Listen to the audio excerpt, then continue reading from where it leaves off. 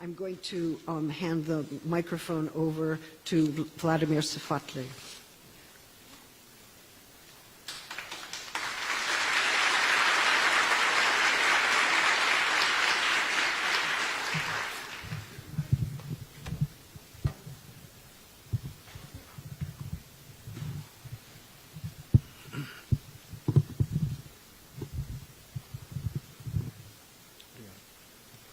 Ok, então eu gostaria de inicialmente agradecer a presença de todos vocês aqui, dentro de um colóquio como esse, com objeto de tantas polêmicas.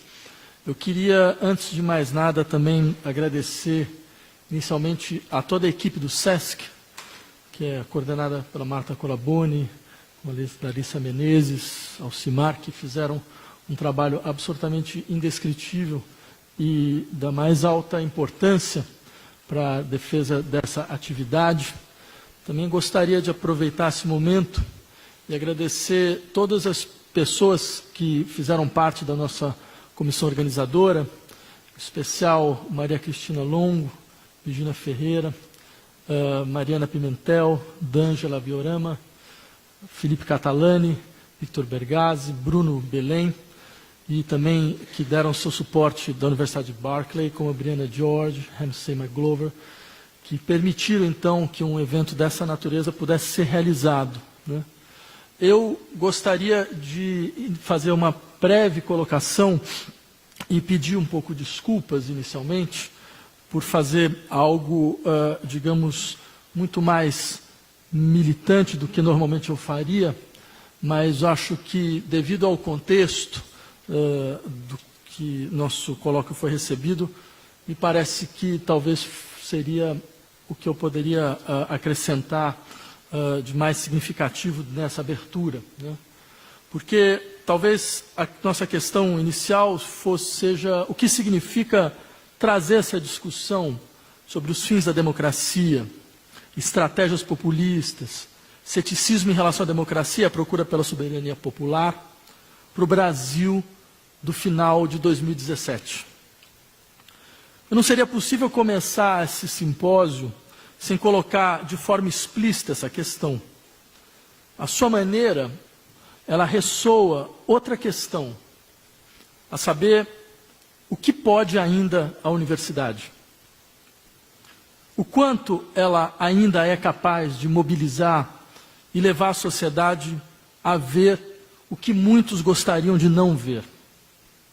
Porque é fato que poucos foram os simpósios feitos no nosso país que tenham sido alvo de tanta ameaça e tanta pressão por cancelamento quanto o nosso.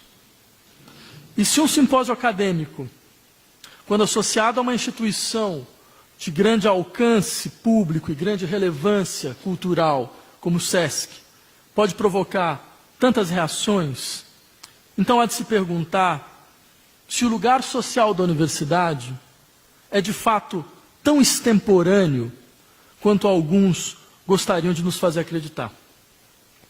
Porque por trás do diagnóstico contemporâneo da pretensa obsolescência da universidade, há também, e há de se insistir nesse ponto, o desejo, ao menos de alguns, de que assim seja.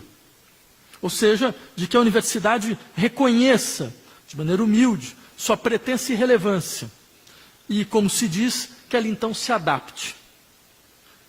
No entanto, no horizonte do Brasil do final de 2017, um horizonte que eu insistiria não diz respeito apenas ao nosso país, já que vários dos seus traços, dos traços desse horizonte, são partilhados por outros países. No horizonte do Brasil do final de 2017, setores importantes da vida universitária têm usado a sua força para ressoar o fato de que nossa redemocratização, sempre incompleta, nossa transição infinito ruim em direção a uma democracia que, no final das contas, nunca foi vista, né, produziu, ao final, um regime de cinismo governamental e de guerra civil implícita.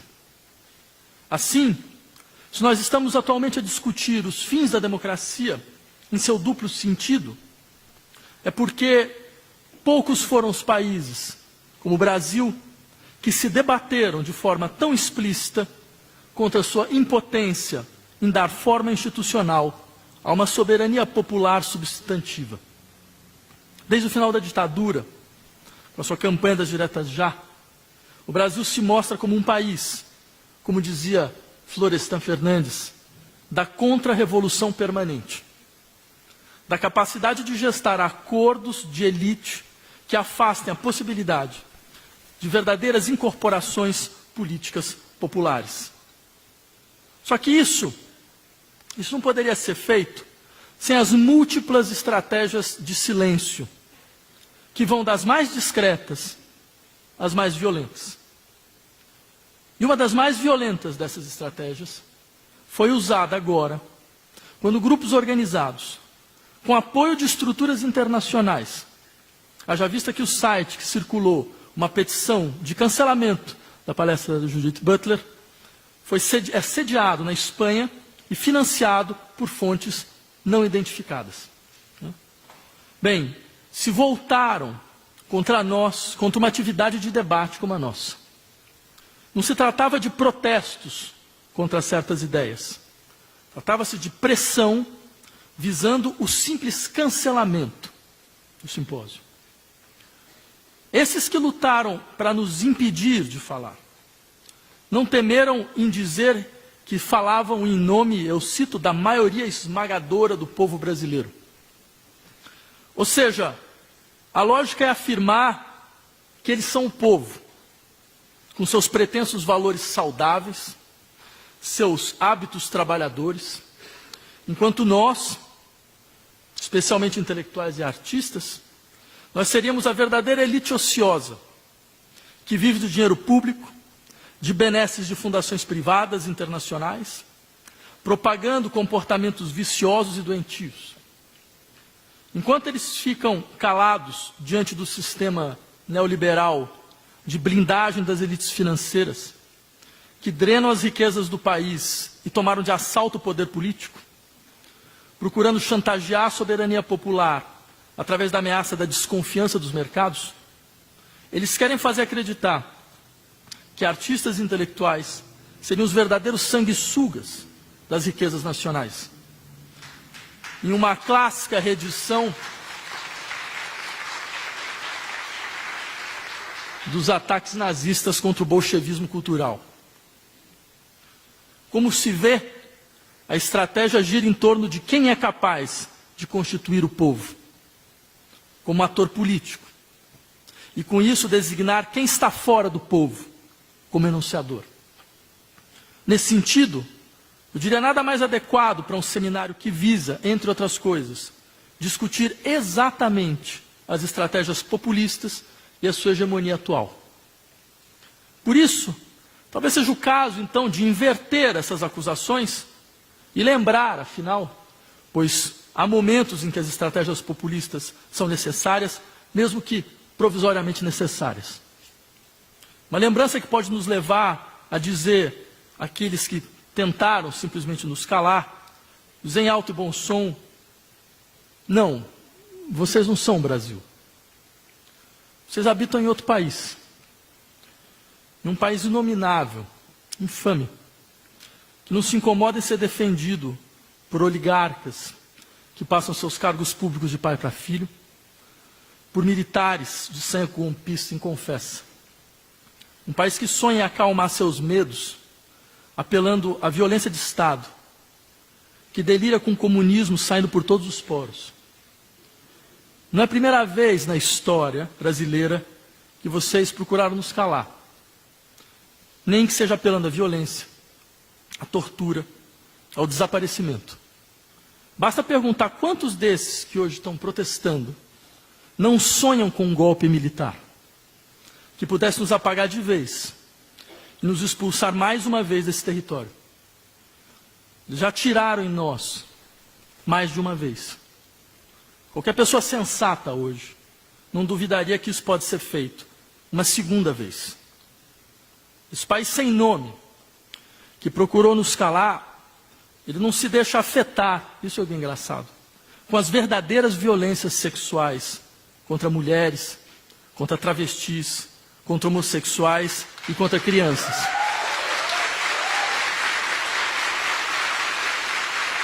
Ele é completamente indiferente à espoliação da classe trabalhadora através de aparatos legais desenvolvidos para retirar toda a capacidade de organização e luta de quem recebe salários miseráveis e humilhações cotidianas.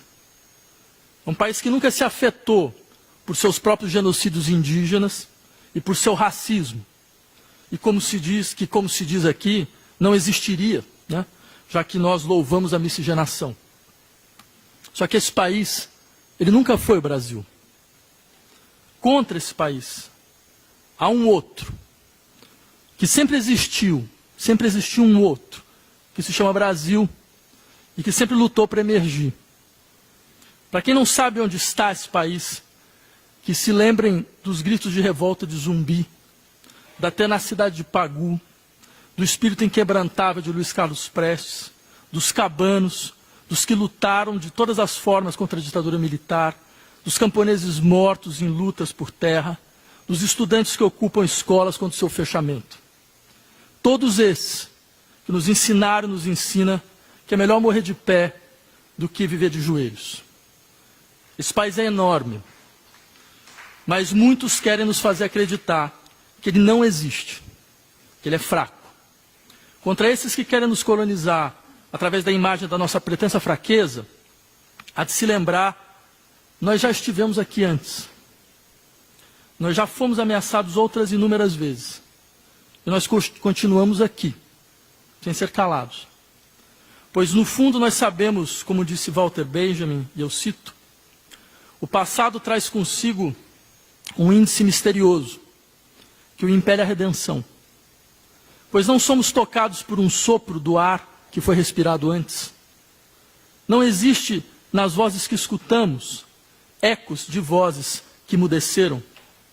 Não tem as mulheres que cortejamos, irmãs que elas não chegaram a conhecer. Se assim é, existe um encontro secreto, marcado, entre as gerações precedentes e a nossa. Alguém na Terra está à nossa espera. Nesse caso, como a cada geração, foi-nos concedida uma frágil força messiânica, para a qual o passado dirige um apelo. Esse apelo não pode ser rejeitado impunemente. Muito obrigado.